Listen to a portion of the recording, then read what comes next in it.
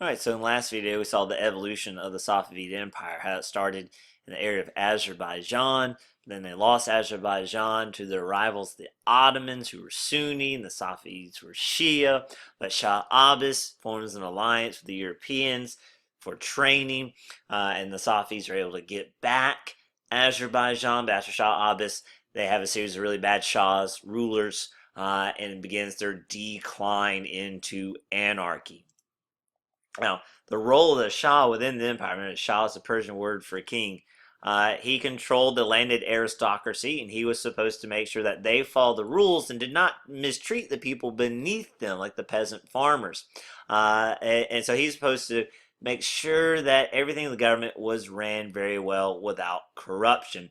He also selected people for the bureaucracy for the government, and he was supposed to do this based on merit. Could they actually do the job? Not who they were, who their parents were.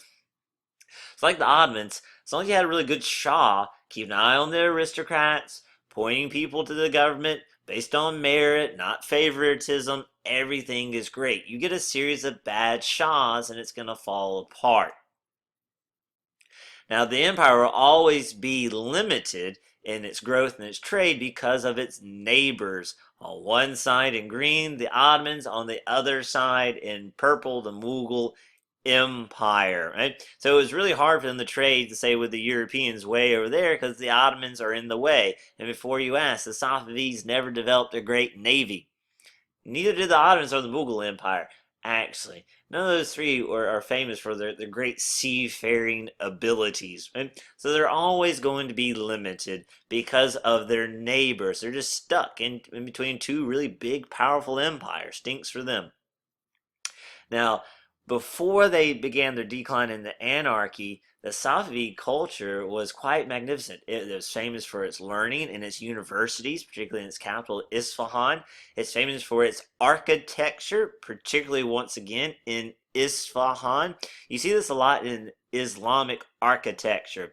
Mosaics with floral prints and geometric designs, because in Islam, they are very careful not to depict humans because they thought that that was getting too close to idolatry. So they would often decorate with calligraphy, pretty writing from the Quran, and geometric shapes.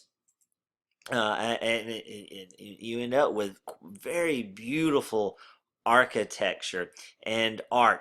But if the Ottomans are famed for their domed mosques, the Safavids are famous for their carpets, which I know you're thinking that sounds kind of lame. No, because these were hand woven carpets of intricate design. Remember, time is money, so these were really expensive. And if you could get a hold of one, it was a big deal. It was a way to show off how much money you had because they were made with such high quality and took so much time and effort.